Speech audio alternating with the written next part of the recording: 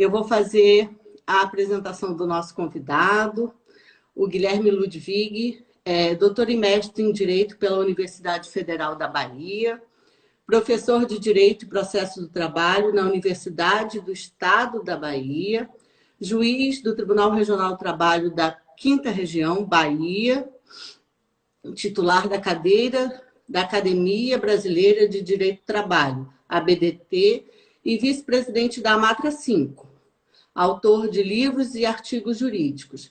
Guilherme, de novo, muito obrigada, é uma honra tê-lo aqui, com extrema alegria que nós recebemos você na Amatra 12, e você tem a palavra para as suas considerações iniciais, podemos começar.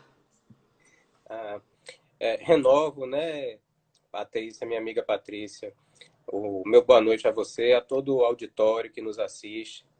Faço um agradecimento à Amatra 12, a nosso, né, pelo convite. Para mim é uma grande honra poder estar aqui com vocês, tratar de um tema tão caro, tão urgente, tão necessário, como as novas tecnologias e seus impactos sobre a relação de trabalho. Né? A Amatra 12, aliás, o Tribunal Regional do Trabalho da 2ª Região de Santa Catarina, da 12ª Região de Santa Catarina, é um tribunal que tem também amigos, né, como a Érica, a Andréa, o Carlos Alberto, a Maria Beatriz, Lisiane, que foi do meu concurso, né, e foi para ir para Santa Catarina depois. Então é uma alegria muito grande para mim estar contigo na noite de hoje. E vamos lá, vamos começar o nosso diálogo. Que bom, a Elisiane foi do seu concurso, eu não sabia. A Elisiane é uma grande colega que atua em Joaçaba. Nós Vamos ingressamos começar. por Minas, nós ingressamos por Minas Gerais, no mesmo concurso, lá em 2002. Que bom. Vamos começar aqui, vou começar com as perguntas, que a gente tem alguns assuntos muito importantes a serem tratados. A revolução tecnológica, os impactos nas relações de trabalho, fazem com que nós temamos em relação a postos de trabalho, a precarização e a própria questão de como julgar esses temas na Justiça do Trabalho. Lembrando sempre que essa live vai ficar gravada no Instagram da Amatra 12 e depois sobe eu nunca sei direito se sobe ou desce para o YouTube, mas vai para o YouTube, bem, enfim. Bom, Guilherme, primeira pergunta. Quais os impactos da revolução tecnológica na sociedade? Pois é, Patrícia, os impactos a gente vê ao nosso redor o tempo todo, né? Nós estamos no meio exatamente dessa revolução digital, também chamada de revolução 4.0, também chamada de revolução tecnológica. E esses impactos dizem basicamente respeito na sociedade a como essas novas tecnologias têm influenciado e mudado o nosso comportamento, mudado o comportamento do sistema de produção, mudado a nossa própria cultura em si, né? Então, nós temos hoje, no geral, uma redução da nossa privacidade, temos um monitoramento por computadores, câmeras de vigilância, GPS, redes sociais. No ambiente de trabalho, isso vai representar diversas transformações, o teletrabalho, o controle por e-mails, o próprio trabalho em plataformas. E isso tudo são sintomas, né, dessa quarta revolução. E exatamente quais são os tipos de impacto? Bom, normalmente eu distingo 3 níveis de impactos para essa revolução 4.0. O primeiro é o impacto físico, no plano físico. Então, a gente vê vários sintomas da revolução 4.0, né? Nós vemos aí o desenvolvimento de veículos autônomos, que têm uma repercussão direta para as relações de trabalho, né? Por exemplo, já há testes de caminhões autônomos que estão trabalhando sem os motoristas, que já diminui esses postos de trabalho, né? Baseados em inteligência artificial. Né? Nós temos a inteligência artificial tá ao nosso redor o tempo todo, né? Inclusive quando a gente preenche inocentemente aquele teste CAPTCHA, né, para distinguir se a gente é um robô ou se é um ser humano, ali a gente já está trabalhando para alimentar o sistema da inteligência artificial dos veículos autônomos, né? Fazer o reconhecimento de semáforo, de faixa de pedestre, de transeuntes. Nós temos a impressão em 3D, né? Que já tem atuação em implantes médicos, em turbinas eólicas, né? Esse tipo aí de impressão é facilmente personalizado. Estamos caminhando para a impressão 4D, que a própria forma se automodifica com o passar do tempo, conforme a demanda, imagine. Nós temos uma robótica extremamente avançada, que tende também a substituir postos de trabalho, né? Robôs adaptáveis, flexíveis, o que se entende por biomimetismo, né? Que a estrutura do robô acompanha a estrutura do próprio ser humano, né? Ele imita como o ser humano se coloca, né? Então, tudo isso pode representar um risco para muitos postos de trabalho. No plano remoto, digital, nós temos a internet das coisas, né? Essa relação entre as coisas e as pessoas pelas plataformas. Cada vez mais estamos vendo sensores e conexões do mundo físico à realidade virtual, né? Aqueles óculos que a gente coloca e imerge dentro de uma outra realidade que não é a nossa. Nós temos aí os smartphones e tablets, né? Que hoje até as crianças utilizam isso e sabem utilizar, aliás, muito melhor do que os da nossa geração, as pessoas da nossa nós, geração. né? Pois é. Muitas vezes nós, né? Exatamente. Não, meus filhos aqui dominam com facilidade o smartphone, né? Tem coisas que eles descobrem, isso inclusive é um risco, né? Porque a gente tem que estar o tempo todo monitorando para ver até que ponto eles estão chegando, né? Nós temos também o monitoramento remoto, né? Hoje as mercadorias, você coloca um chip e você tem a identificação por radiofrequência, então isso reduz muito o custo da transação, e essa é uma das sacadas que interfere no sucesso desse trabalho intermediado pelas plataformas e em como essa Revolução 4.0 pode diminuir os postos de trabalho. Nós temos também a tecnologia blockchain, né, que é esse livro contábil compartilhado, né, essa rede que verifica a transação e para promover o registro contábil, a autenticação, a aprovação, e tudo isso dando muito mais confiabilidade ao sistema e, novamente, reduzindo os custos da transação. Cada vez mais a internet, o avanço da internet, esse impacto forte da internet, reduz o custo da transação e se torna, dessa forma, algo muito atrativo para o sistema de produção, né? Porque reduzir os custos da transação é você baratear o seu bem ou o seu serviço na ponta, né? Então, como o capital que não tem, assim, digamos assim, uma preocupação moral explícita, né? O capital ele é amoral, né? Ele vai funcionar de acordo com o que der mais lucro. Como não aderir a uma circunstância como essa, inclusive se não houver uma regulação que o controle? E temos ainda, Patrícia, no plano biológico, impactos dessa Revolução 4.0, né? Para você ter ideia, e talvez você saiba disso, o projeto Genoma demorou 10 anos a um custo de 2,7 bilhões de dólares para mapear o sistema genético. Hoje em dia, isso pode ser feito em poucas horas e com um custo menor que $1.000. Né? Uma capacidade de processamento de dados impressionante. Temos também a biologia sintética, né? A possibilidade de você criar organismos personalizados. Tudo bem, existe uma questão de bioética envolvida aí, não queremos brincar de Deus.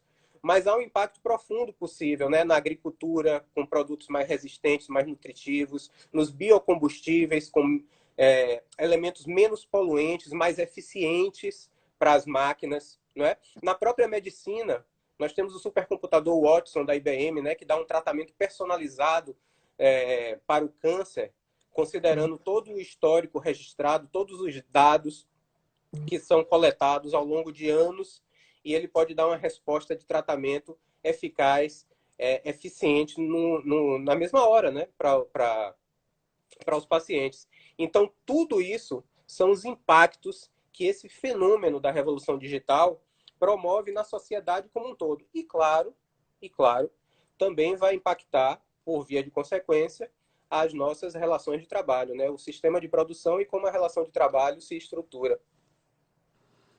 E tudo isso, todas essas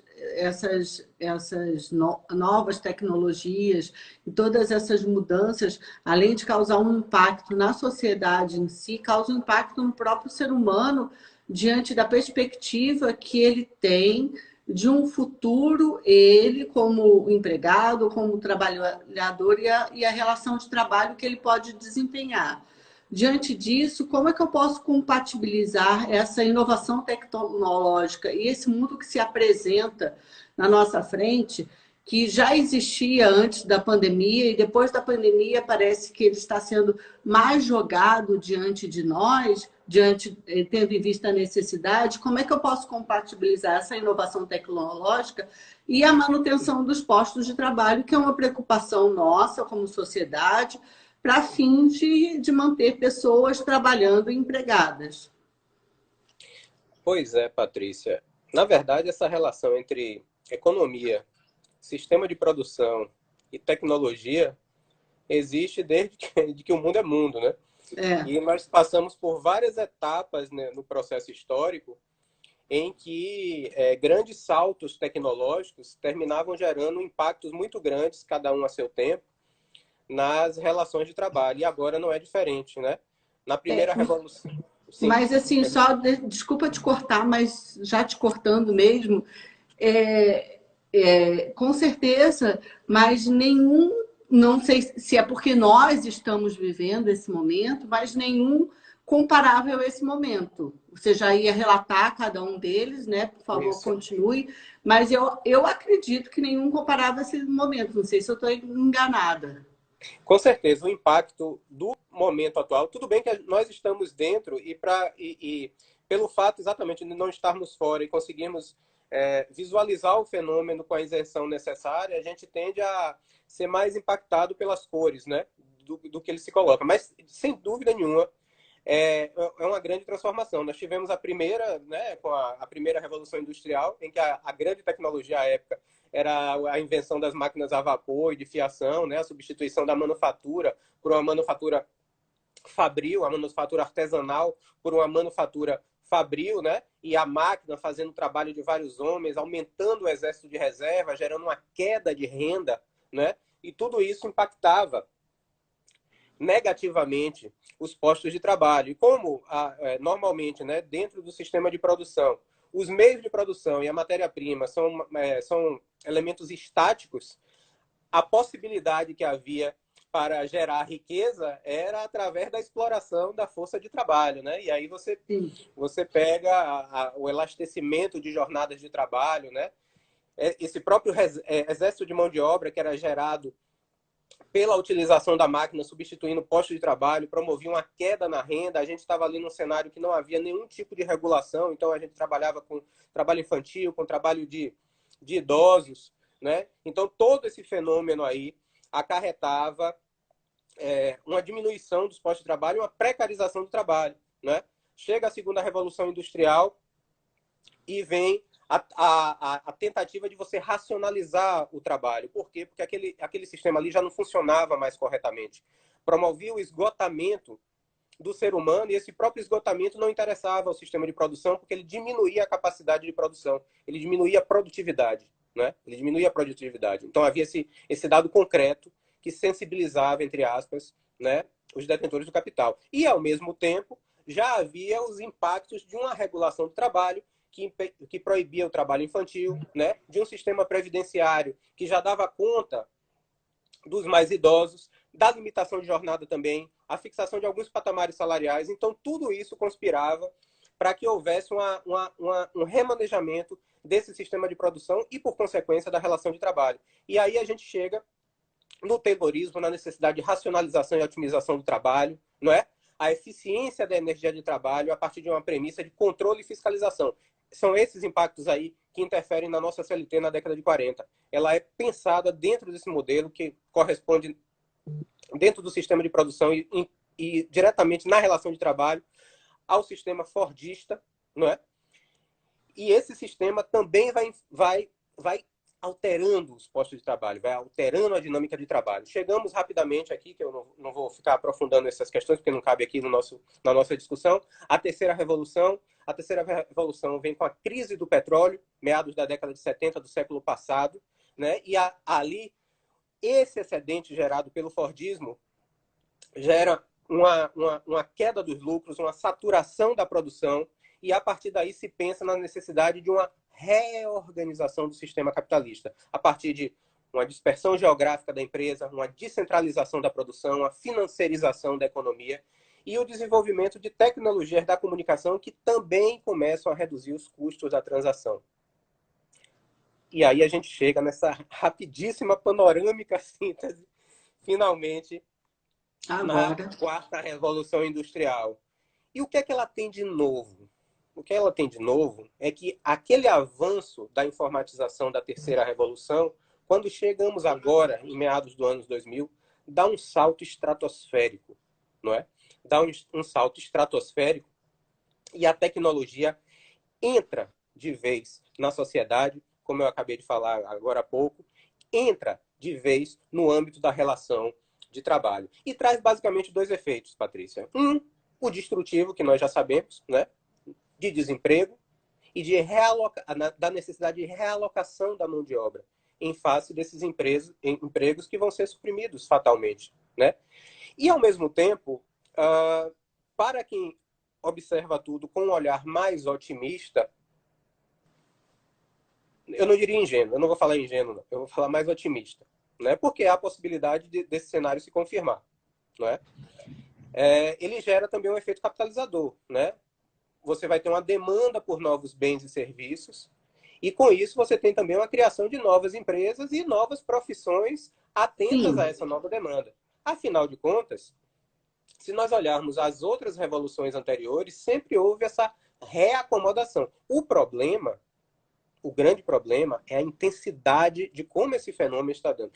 A velocidade é muito rápida, né? A dificuldade da legislação de acompanhar, da jurisprudência de acompanhar. Nós estamos vendo agora há pouco aqui, o Brasil já tem diversas decisões sobre o tema, e nós vemos como é difícil, né, se tratar dessa matéria nova e tentar interpretar a norma existente, que não foi pensada inicialmente para uma situação como essa, mas adaptada a essa nova realidade, né? Sem dúvida, a tecnologia vai melhorar para o sistema de produção a produtividade e vai aumentar a riqueza, sem dúvida. E pode gerar maior demanda de bens e serviços. E, com isso, criar novos postos de trabalho. O problema é que tipo de posto de trabalho pode ser criado num cenário como esse, né? e, Agora, sem dúvida. e também se Pode... esses postos de trabalho que forem extintos em razão das novas tecnologias podem ser migrados, né? Esses trabalhadores dos postos que foram extintos podem migrar para os postos novos, se eles teriam capacidade para isso. O É Harari, uma preocupação, né? ele trabalha com um cenário apocalíptico, né? É, Do fim do trabalho, que você vai ter que instituir uma renda universal para a maioria da população, para que ela tenha condição mínima de sobrevivência. E aí parte para a questão da taxação, né, das grandes fortunas, porque, segundo ele, a tendência é o desaparecimento praticamente completo do trabalho, né? Eu acho que as coisas talvez não caminhem para um cenário tão drástico como esse. Porque demanda, de alguma forma, sempre vai existir. A grande questão talvez seja você dotar esses novos postos de trabalho, esse novo trabalho, de condições mínimas de dignidade e de garantia da própria humanidade, porque a sociedade ela não existe em prol da economia em si, né? Ela sim. existe em prol do ser humano, né? O ser humano é o ponto de chegada do desenvolvimento humano, do desenvolvimento da economia. Então, não há como se pensar, em princípio, pelo menos se quer que a humanidade persista, né, na história do planeta, em um sistema que aniquile completamente condições dignas de trabalho. E de trabalho e de vida, né? E de vida também.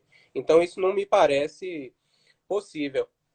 E essa perspectiva agora, na quarta revolução industrial, ela tende, pelo menos no âmbito da relação de trabalho, e aí a gente pode tratar um pouco sobre a questão das plataformas, ela tende a uma espécie de terceirização, a um patamar infinito, né? Você Sim. esvazia totalmente a empresa, né? Você pensa numa empresa como a Amazon. A Amazon praticamente não tem empregados, né? Considerando o porte dela proporcionalmente né? Você tem uma descentralização da prestação de serviço para um público, para um quadro de trabalhadores indefinido, né? Um grande número de pessoas, né? Então, você vai rearranjando toda essa dinâmica do mercado de trabalho e pulverizando as tarefas, pulverizando o próprio sistema de pagamento, né? Se nós pegarmos, por exemplo, Patrícia, o contrato intermitente que a reforma trabalhista de 2017 trouxe para o seio da CLT, ele tem uma similitude muito grande com esse trabalho por plataforma, né? Ambos são trabalhos por demanda, né? Ambos são formas de precarização, né? Que você recebe exatamente pela hora trabalhada. Tudo bem que, em relação ao trabalho intermitente da CLT, você vai ter o acréscimo aí do 13º, da FGTS, algumas melhorias. Mas a lógica do trabalho sob demanda é isso, é essa pulverização. O trabalhador, da mesma forma que nas plataformas e no contrato intermitente, ele não tem perspectiva nenhuma de recebimento de salário, né? Então, a E não insegurança tem completa. perspectiva previdenciária, né? De seguridade social Sim, também. sim, sim. Inclusive para as próprias empresas, né? Você diminui a própria condição de consumo, né? Porque alguém que não tem perspectiva de salário também não tem nenhuma perspectiva de crédito, né? Sim. Então, como a própria sociedade capitalista vai sobreviver numa rotina como essa, né? Num sistema como esse? É a grande indagação. Mas me parece que a Sobreviver a possibilidade... médio e longo prazo, né? Porque a curto prazo, pelo visto, é possível. É o que se está, é o caminho que se traça, né? mediante a precarização de todo o sistema, né? Eu me Sim. lembro de uma postagem de nosso amigo Rodrigo Trindade, da revisão trabalhista, né? Que ele pegou Foi. uma foto de quatro entregadores sentados, né, num descanso ali na frente de um restaurante, esperando a chamada, né? Aí dizia assim, a reunião dos empreendedores, né? A Sim. reunião dos empreendedores. Eu Sob que pensei, condições, né?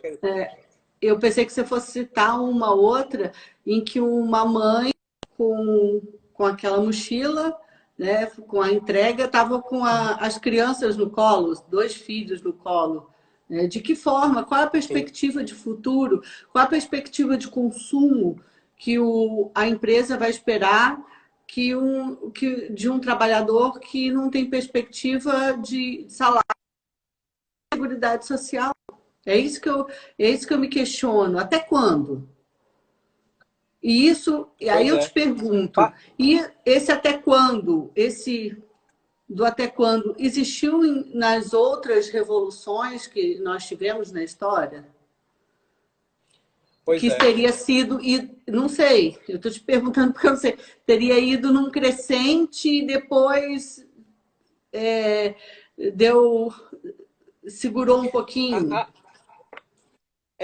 a superexploração no período da primeira Revolução Industrial, em parte, houve a resistência em torno dela em função da própria pressão da classe trabalhadora, né? Os trabalhadores foram agrupados ali em torno das fábricas, né? Perceberam que as condições de trabalho eram as mesmas uns dos outros, a mesma situação, a mesma precarização para todos, desenvolveram essa consciência de classe e começaram a pressionar em favor de melhorias. O problema é que, exatamente em função dessa pulverização decorrente desse novo sistema, até essa percepção da consciência de classe, até essa possibilidade de agregação, de coesão para garantir uma força pelo coletivo, Nesse ela sentimento de tem... unidade, né? Não existe. É, exatamente, porque, na verdade, não há o espaço físico, né? O grande fator de agregação era o espaço físico naquele momento. Todos estavam juntos. Mas essa rotina nova, ela isola, ela pulveriza o trabalho. Né? Ela Não tem um pulveriza o sentimento, trabalho. não existe identidade com uma situação. Eu estou na O mesma próprio situação que desenvolvimento... você. Exatamente. O desenvolvimento da consciência, a manutenção, né? Que a consciência de classe, em tese, já existe. Mas a manutenção dessa consciência de classe nesses novos postos de trabalho é algo cada vez mais difícil de acontecer. Aí você pode dizer, não, mas eles podem também se agrupar, se reunir pelo WhatsApp, né? Eles podem usar as mesmas ferramentas para poderem se organizarem. E você vê, por exemplo, episódios como o break dos app, né? Dos apps que teve o ano passado, algumas iniciativas nesse sentido. Agora, mesmo quando você vê iniciativas nesse sentido, isso é muito interessante quando a gente avalia o percurso histórico, e é muito bom a gente sempre estudar a história, né? Como aquelas reivindicações daquele momento, ali do break, eram mais ou menos, quer dizer, feitas as adaptações do período, né?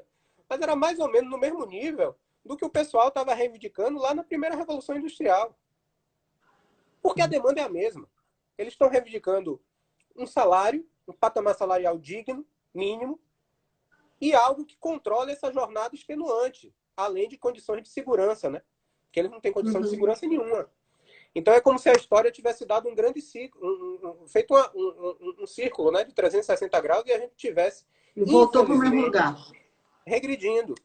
Na verdade, a impressão que se dá, é lógico que isso é um movimento muito mais complexo, mas a impressão que se dá é que todo esse desenvolvimento tecnológico para chegar até esse ponto foi uma tentativa de driblar tudo que foi feito ao longo do caminho para garantir patamares civilizatórios mínimos para a classe trabalhadora. Claro que não é só isso, né? Isso é um movimento complexo, que tem várias facetas, várias variáveis nessa equação até chegar a isso, né? Mas se você fizer só o corte por essa perspectiva, dá a impressão que é um grande contorno para se chegar de novo ao ponto da superexploração lá do século XVIII. É incrível isso.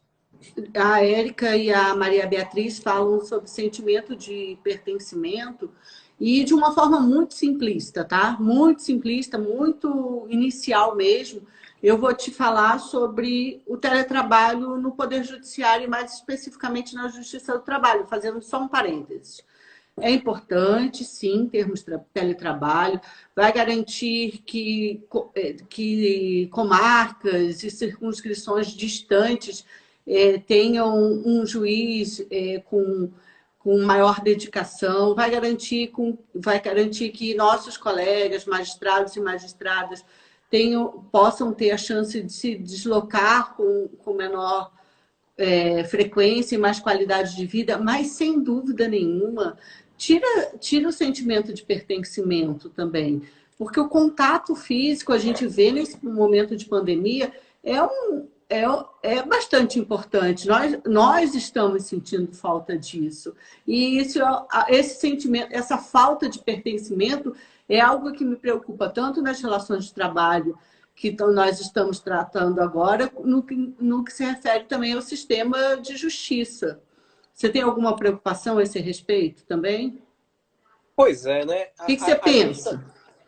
A gente Para a gente trocar uma ideia. Eu acho que a gente está inserido, nesse particular aí, no problema geral da classe trabalhadora, né?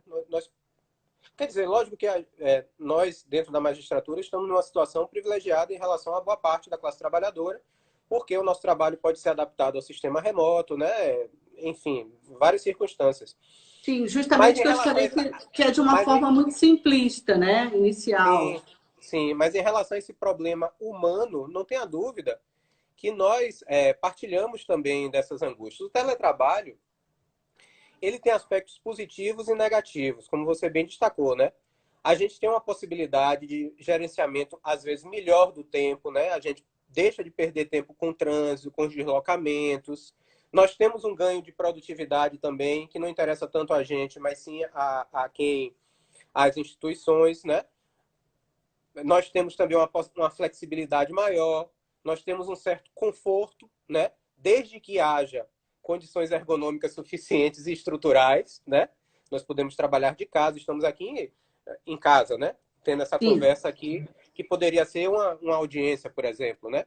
Eu estou aqui descalço, né? Por exemplo, isso aí jamais aconteceria no ambiente presencial, né? Nós podemos parar para nos alimentar, nós podemos dar pausa, né? Existe uma economia também de transporte, existe uma maior proximidade com a família, isso é um dado muito importante do teletrabalho, né? O ganho afetivo, né? O acompanhamento dos filhos, né? Você bem sabe disso. Agora, há os aspectos negativos, né? E os aspectos negativos eles devem ser vistos com muita atenção, né? Primeiro, é uma perspectiva Patrícia, para a gente, na magistratura, talvez nem com a intensidade tão grande, porque a gente já tem, especialmente depois do PJE, a gente já tem um pouco a noção desse problema, que é aquela ideia do trabalho sem fim. Né?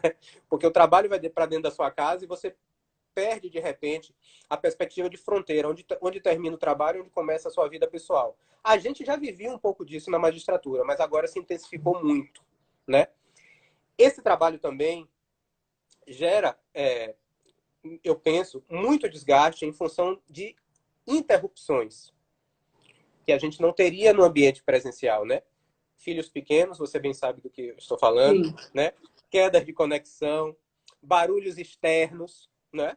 A gente está aqui fazendo audiência, de repente o som de uma buzina, tudo isso Uma moto, desconcentra, tudo isso. de uma moto, é um desgaste tremendo, né?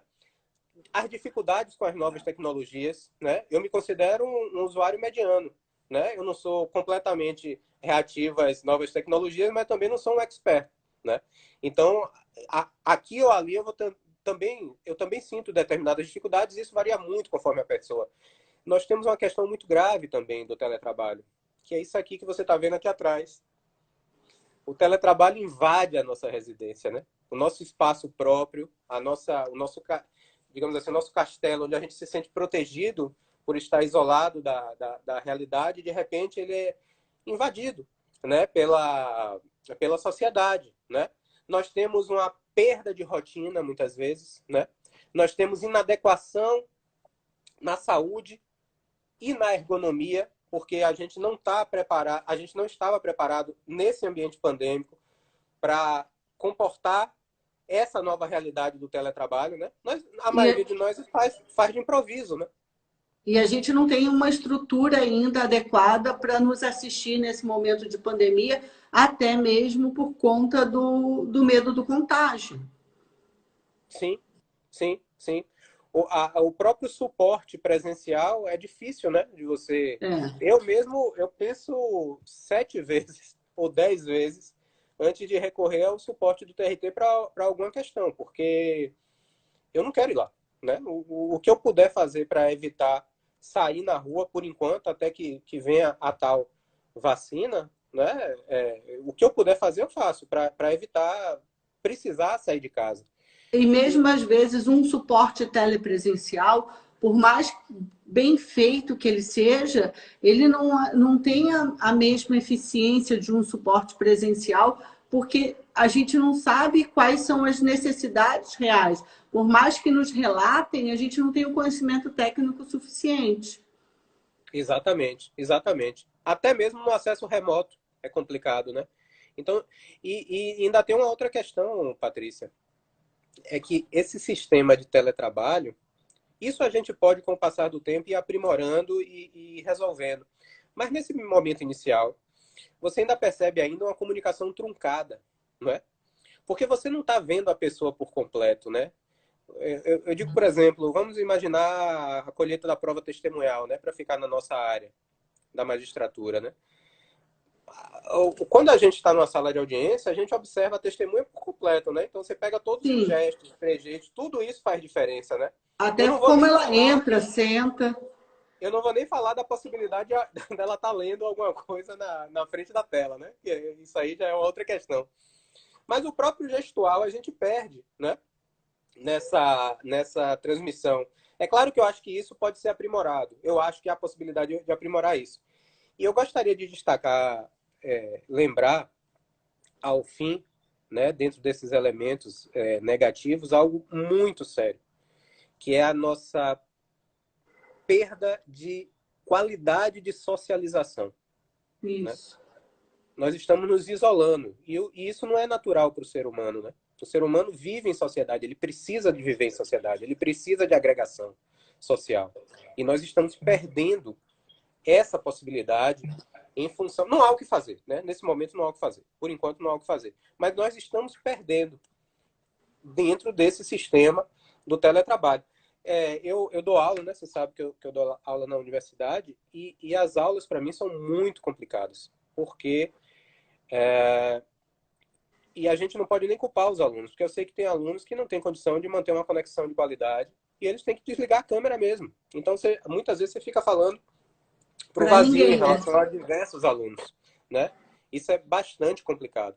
Então, quando você pega esse amálgama de condições e você pensa qual é o impacto disso para a saúde mental do trabalhador, para a nossa saúde mental, no nosso caso, e para a saúde mental do trabalhador como um todo, né? A gente precisa ficar o tempo todo ligado. O tempo todo ligado, né? O afastamento psicológico do trabalho parece ser impossível numa situação como essa. Porque o trabalho invadiu nossa casa. Ele está dentro aqui da casa. Então, como é que a gente consegue se afastar? Porque esse afastamento é fundamental para o repouso, né? Para o descanso, para a recomposição da energia. Você perde até a noção de que dia é hoje. Hoje é quarta, hoje é domingo, hoje é Sim, sábado. Você não sabe mais o que é justamente. final de semana, né? Eu vou te falar particularmente, eu estou com dificuldade em relação a anos. Anos mesmo. Anos de verdade. Sim, Eu já sim. me confundi com 2020, 2022. E isso há algum tempo atrás era inimaginável. Você não saber direito em que ano você está, né? É complicado. E a desconexão, como a Sônia Roberts disse, não existe. Porque você está a todo momento fazendo uma audiência aqui, ou então num teletrabalho, desempenhando uma função, e tem um filho teu batendo na porta: mãe, eu quero pão, mãe, eu tô com fome. E é que isso, e o que me faz temer é que isso, não estou falando só em relação ao sistema de justiça, mas do teletrabalho como de uma forma global, isso está se tornando muito comum. Sim. E isso se tornar comum pode ser que se torne frequente. E pode ser que se torne para o resto da vida, quem sabe? Sim. Até porque a criança, ela não sabe diferenciar, né? Essa nova situação. Porque se ela vê os pais dentro de casa, ela pensa imediatamente, não, eles estão disponíveis. Por quê? Porque aqui é o momento em que eles estão disponíveis para mim, né? E aí entra aquela situação, você está ali, mas você não pode ao mesmo tempo atender exatamente naquele momento, né? E aí começa a É, criar o problema. Quer ver uma outra coisa também que acontece comigo? Eu acho que talvez aconteça com você também. Eu não consigo mais perceber de uma forma clara se eu estou de férias ou se eu não estou de férias, é. E né? isso já faz um tempo. Isso. Não... É. Porque nós naturalmente já levamos trabalho para casa, né, nas férias. Isso aí já é o básico. E numa situação como essa, que você continua no mesmo ambiente sem mudar nada, né? É. Então você perde completamente seus referenciais. E, Agora eu e, acho, sim, diga. e como eu vou só fazer referência ao que disse a Sônia Roberts, isso mortifica a gente, deixa, em relação aos nossos familiares, deixa a gente cheio de culpa. Porque ao mesmo tempo que você está disponível, né? Porque você está presente Uhum, fisicamente, uhum, para ser demandado, você não está disponível. exatamente. Você está sem, você está Sem ali, estar. mas é sem estar, porque você na verdade no mundo virtual você está dentro do seu trabalho, né? No mundo real você está dentro de casa, mas no mundo virtual você está dentro do seu trabalho. Eu gostaria, inclusive, de mandar um abraço também para a Sônia. A Sônia foi minha colega lá na pós-graduação da Unicamp, mais ou menos por volta de 2005, 2006. É uma pessoa ótima também. Santa Catarina tem muita gente boa, muita gente Tem muitos bacana. talentos por aqui. Muita gente, verdade. Mas é E isso. então vamos ver o que você pode mais falar sobre teletrabalho como solução à precarização. Apesar de você já ter dado um apanhado bem geral, você teria algo mais para concluir? Eu acho o seguinte, que existem alguns mecanismos que podem ser instituídos, no âmbito empresarial pelo menos, que permitam minorar esses efeitos no que se refere à precarização e tentar potencializar apenas o que há de bom. Mas eu acho que isso aí passa muito por uma disciplina própria das empresas, né? Uma política de compliance interessante que possa prevenir os riscos que o teletrabalho pode trazer. Então, você tentar manter, você fazer com que o trabalhador consiga manter, estimular isso, né, no trabalhador, manter horários regulares, manter as pausas no trabalho, horários para alimentação com a forma mais estruturada, né?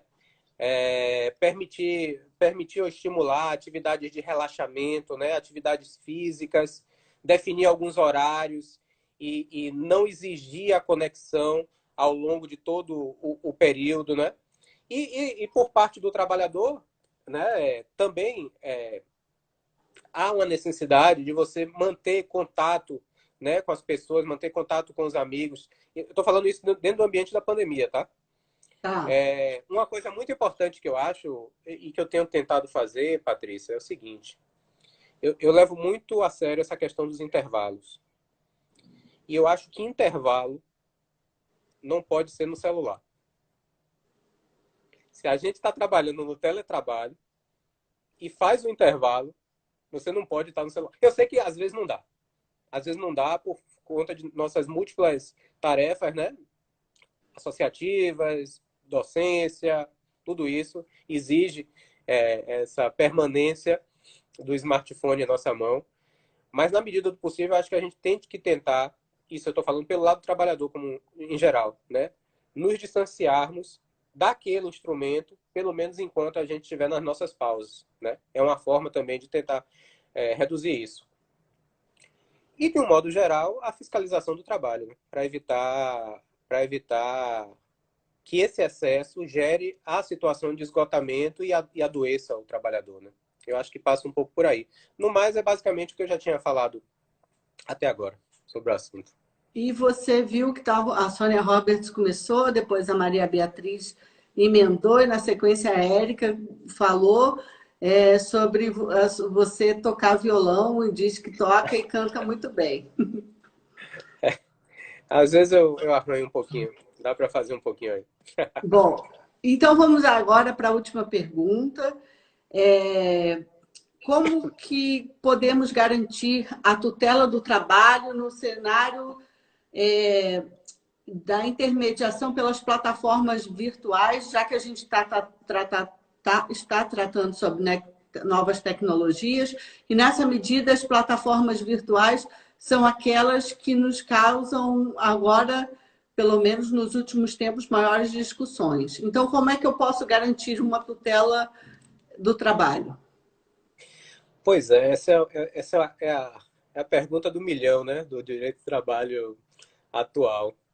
Porque, sem dúvida, esse sistema de plataformas, eu acho que é algo que não dá para recuar, né? Não temos como recuar nessa tecnologia, né? Nós estamos vivendo a Revolução 4.0, ela veio para ficar, né? E cada vez mais ela vai se consolidando e vai influenciando o âmbito da relação de trabalho, né? Essa ideia da plataforma com uma infraestrutura invisível que conecta oferta e demanda, né? Que promove essa interação dos prestadores de serviço com os usuários.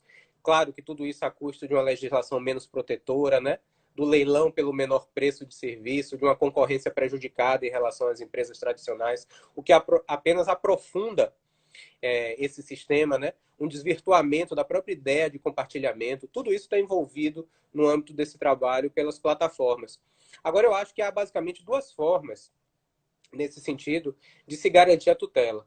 Uma primeira, pela via legislativa, ou pela via interpretativa. A gente sabe, né, que no Congresso hoje existem diversas iniciativas, né, de tentar se promover uma regulação desse trabalho pelas plataformas virtuais. Há, inclusive, um trabalho, novamente citando ele, do nosso colega Rodrigo Trindade, né, que passou pela Comissão Legislativa, nesse sentido, muito interessante, por sinal.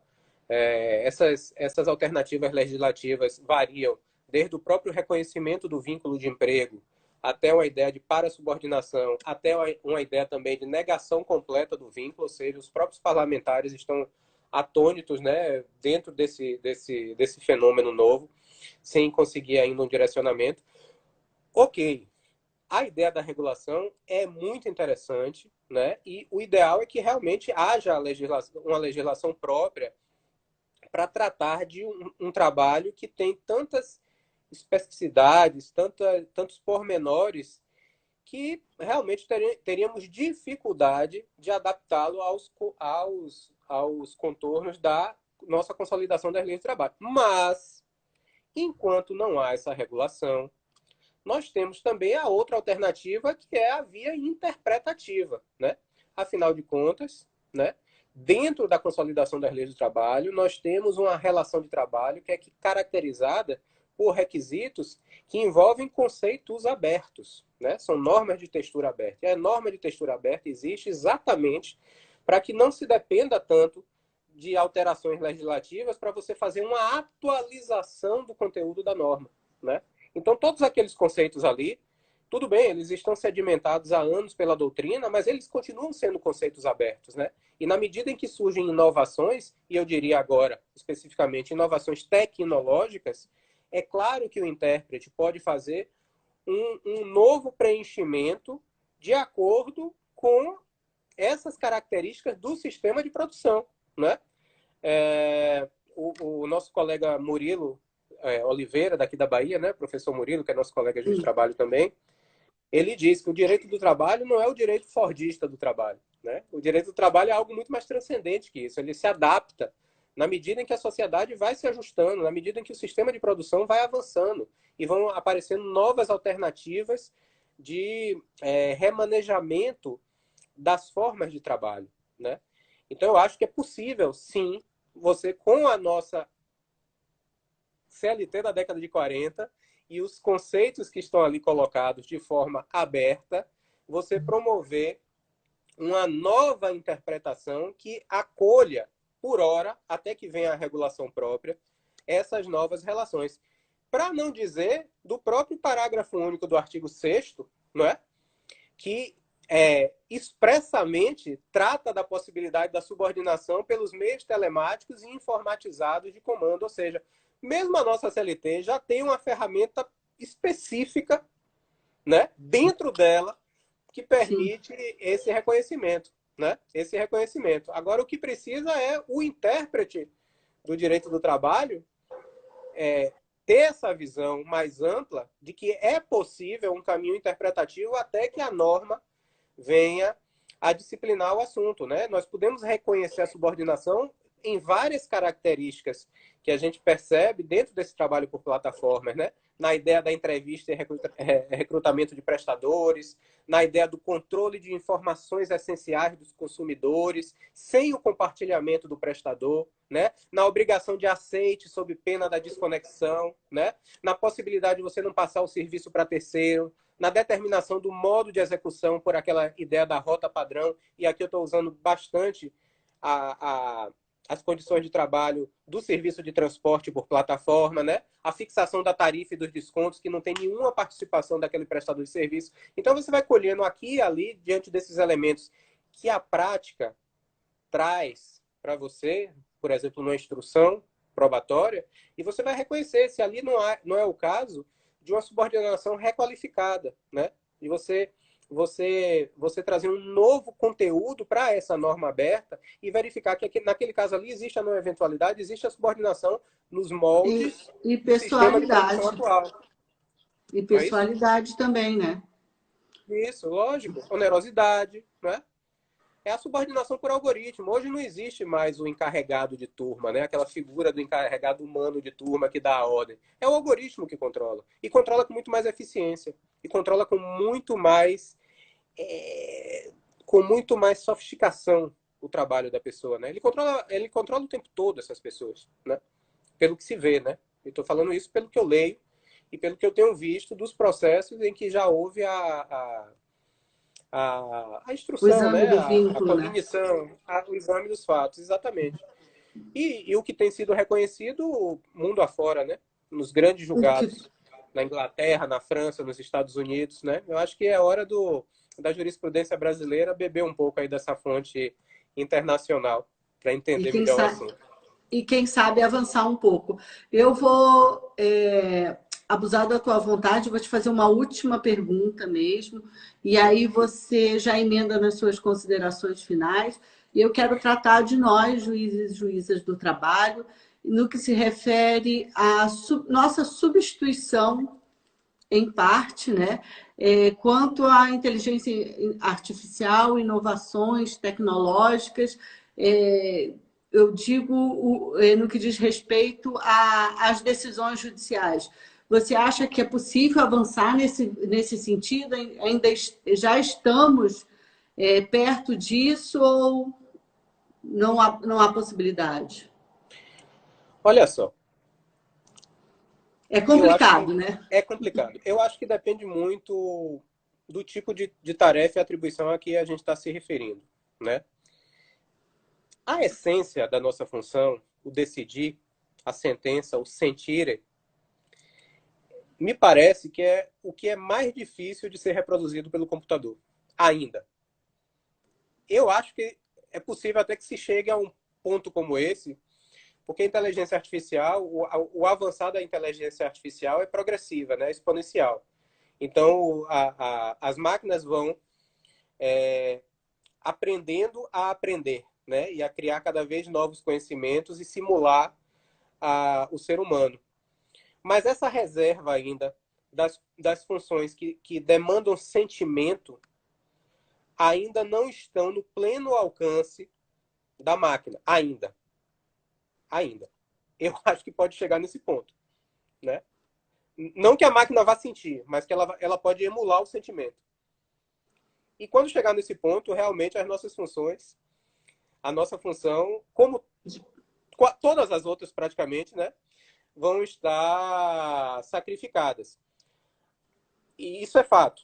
Agora, por exemplo, em relação ao sistema de precedentes, né, uma máquina pode, de uma forma muito melhor que a gente, perceber se as circunstâncias de um determinado caso concreto se adaptam a um determinado precedente, e a partir dali vai tirar a consequência lógica dessa equação, né? E decidir com muito mais precisão que a gente. Então, vai depender muito do que a gente está tratando em relação às facetas da nossa função. Agora que há esse risco, eu não tenho a menor sombra de dúvida. Se nós aqui, na nossa geração, vamos viver o suficiente, ou pelo menos vamos estar na ativa o suficiente para sentir esse impacto mais drástico, acho ainda que não.